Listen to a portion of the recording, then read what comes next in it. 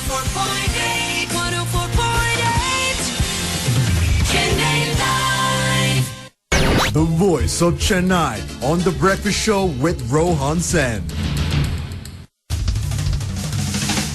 That's right, this is the voice of Chennai, and today on The Breakfast Show we bring you a very prominent voice in the field of journalism, of, literature, of politics, of economy, name it, he's done it. Yes, we're talking about Mr. Arun Shourie, and we had a conversation with him much earlier about his much-awaited book that he's ready to release, and, the book has a very interesting title. It says, Does He Know His Mother's Heart? That is what the book is called, written, authored by Arun Shourie, and this is what he had to say about setting up and the thought process behind this book. I've written 25 books, so okay, what is to be written for the next book?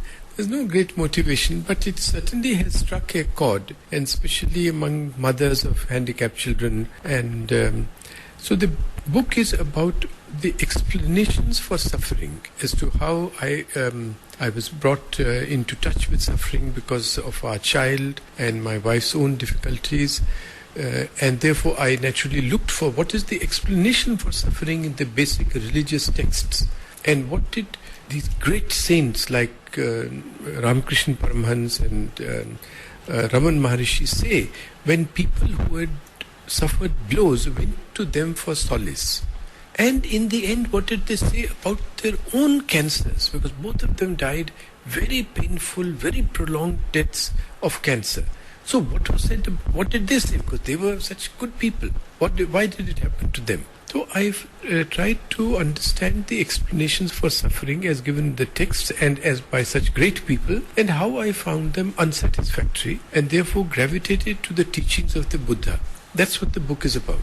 At least it's one person's or one family's reflection on these matters, but I have been greatly heartened by the fact that 3-4 times at airports I have been stopped by ladies, and they said, you have written on our behalf, that I am the mother of a special child, and you have written on my behalf.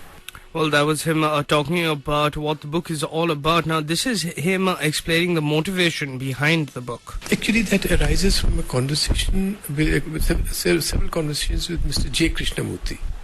I had gone to him, and my wife Anita never goes to any big person like this. She says that our hopes are just raised and dashed. Nothing happens. He would make me sit and fondle our son, stroke him in the head and so on.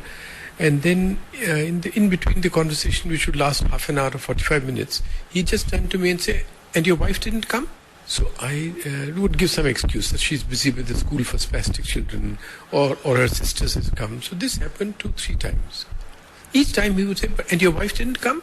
And then I would give an explanation and he would just shrug it off and continue the conversation. I have spent my life denouncing God-men, and I don't believe in miracles, but other people say that they have been cured by these hands, and he looked at his own hands. So if I can do anything for this child, I'd love to do it. You come. Your wife is always welcome to come, but she won't come. In any case, before I go, we meet once again. So I told my wife that he's such a great man, such an elegant man, and he's so kind to our Adit. And each time asks about you, you come for my sake. So she went. So I was going to sit where he used to make me sit next to him with the child in my lap. He said, no, go and sit there. So I went and sat there. So he called Anita and made her sit.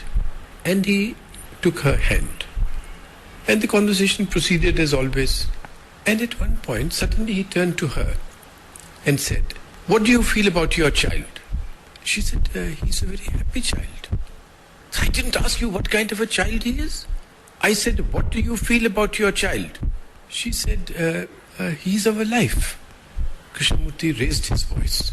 He said, I did not ask you what he is. I asked you, what do you feel about your child? And this girl, who's a very strong girl and who had not shed a tear for 15 years, she burst out crying, and she went on crying, and she went on crying, and he kept holding her hand. And he turned to me and said, see, I told you, you don't know a mother's heart. So the title is, yes, I don't know the mother's heart, but does he know the mother's heart, who inflicts such pain on everybody? And the book is therefore that yes, there is actually nobody to know the mother's art.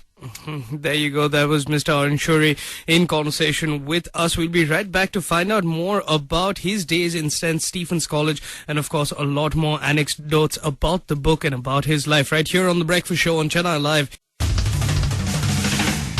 We've been in conversation with politician, journalist and economist Mr. Arun Shourie this entire hour, and this is his final statement, his final message to the youth of the country. Well, never compromise.